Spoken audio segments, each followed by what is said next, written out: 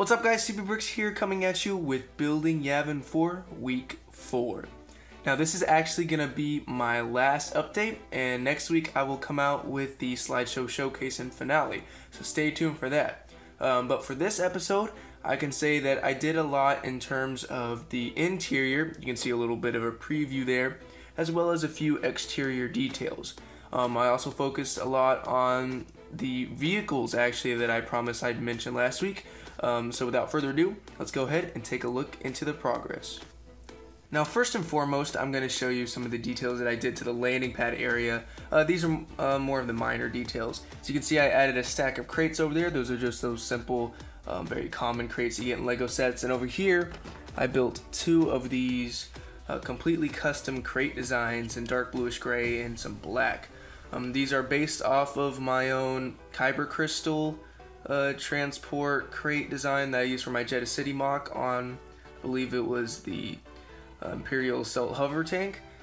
You can see that it's also removable just like the other one, and you can put stuff in there, whatever you want, I guess, ammo, supplies, anything, and I like that design. I've had two of them, and they add a nice look to this whole kind of landing pad area. I do want to add some more detail in the next coming week, so stay tuned for that. Now over here I actually have I've added one of the most iconic parts of the Yavin IV base, and this is the Rebel lookout where he scans the incoming landing vehicles. As you can see, I built it up on a stand. It has a stand and it has like a pole where the actual lookout is mounted on. Here I have a Rebel troop, which actually is just attached in by a single stud, and he's only half a troop. And I had to do this because this piece, this kind of engine piece, it works really well in this scale, especially for a figure, and it looks really accurate. So, but it wouldn't work with the legs, so instead I just put two plates, attached it to a single stud. That way it makes it look like he's actually standing. I like how that looks. There's a better look at the actual scanner that I built up. It's just a few parts, but it looks alright. And as you can see, the entire thing can turn. Now we're gonna take a look at the main portion of progress which I did over the past week.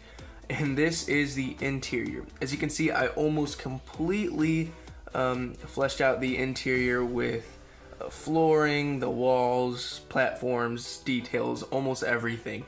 I'm just gonna pick this up for a second, but as you can see, I have the main colors for the walls at least.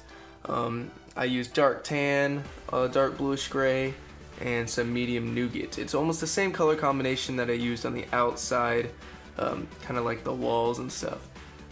I kind of used a texture similar to my Jeddah City mock, if you've seen that. It's kind of using a lot of like splotches of different textures and colors to kind of add a almost weathered and aged effect, and I really like how that looks. I also kind of added little greebling sections along to give it more of a mechanical look.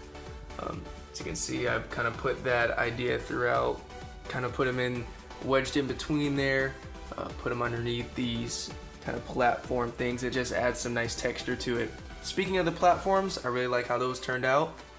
Using a railing technique with droid arms and bars, which I've used plenty of times, but I really like how that turns out. I also added some details underneath to symbolize some like kind of like rugged technology or like mechanical bits kind of just hanging down. I like how those look. I also use these pillar pieces. Those kind of are the support beams, and when I put them back to back, they look pretty cool how they actually hold it up. Down here I also have another stack of crates similar to the one that I had out there. So it works out for the better. I only have one stack. Over here I have a Lego die actually, or Lego dice, and it's just kind of completed or covered in tiles. That way kind of looks like a real crate. It's kind of cool. It's a design that was used plenty of times before me, but I just had one dice, so I went ahead and just kind of covered it up and put it in here as a crate. The actual flooring is it's pretty basic. It has light bluish gray tiles, some dark bluish gray tiles, studs to put figures, as well as these large grate pieces. Now, you can already see the colors coming through. At first I didn't really like that, but now that I've kind of seen it, it kind of adds to the weathered effect of the entire MOC, and I don't really think I want to replace those colors, so I think it's like black, dark tan, and normal tan. So I'm going to keep those there, I think. I also added these lights on these hinge pieces, and those kind of, those kind of just add to the flooring texture and also the details.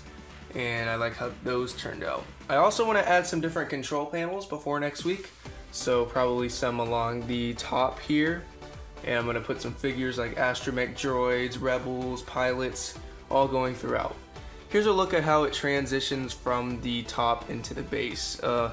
There's no real overhang, so it's kind of just like a wall, and on either side you have the interior and the exterior, but having these platforms, it still kind of adds extensions to the wall and actually supports it, so it doesn't look too flimsy. Now I'm going to take this opportunity to showcase some of the vehicles that I built. Now I actually built two. I built the Ewing and the X-Wing, and they're both in the mid-scale that I was talking about last week, where it's not to scale with figures, but it's to scale with this actual base. So here I'm going to be showing you my Ewing. As you can see, it's definitely not scaled properly to a minifigure at all, but I think it looks pretty cool nevertheless. It's actually, I think, 2/3, something like that, 2/3 the size of the actual Lego set. Now this is based off of the Lego set, so it's not completely accurate to the movie, but it is to the Lego set. So you can see I use these same engine pod pieces that I used for the Lookout, and those work very well for this scale. I'm just gonna kind of give a 360 view. I could give a closer look to this in its own video, but both of these winglets can open up to give it its kind of flying mode. So I just kind of added the main features, and it's not to scale at all with the figure, as I said. As you can see, the cockpit's tiny, but it doesn't look too bad next to a figure here. I have a stormtrooper. It kind of just works out to add to the detail of the actual base. Now over here, I actually built an X-Wing as well, as you can see right here. Now I actually like this one a lot more, and this was actually similar to a Lego design which I mentioned last week. I'll put a picture right there. It was from a work in progress Yavin IV base that never actually came into production. So this X-Wing is based very similarly off of that X-Wing that was in that base. Kind of get an idea of how it looks. There's also a little piece of landing gear that comes on right there. And both of the wings can open up just like the real X-Wing, give it an attack position. As well as the other one, I might do individual showcases, but just let me know what you guys want. Now the X-Wing is going to be placed most likely in here, like that, in the interior of the base, while the U-Wing is going to be placed on the exterior on the landing pad. So that's kind of how these are going to work out. Now with that out of the way, guys, I think that's pretty much it for episode 4 of Building Yavin IV, guys. So if you would, go ahead and drop a like on this video, and subscribe if you want to see some more awesome LEGO Star Wars content like this. So thanks for watching, guys.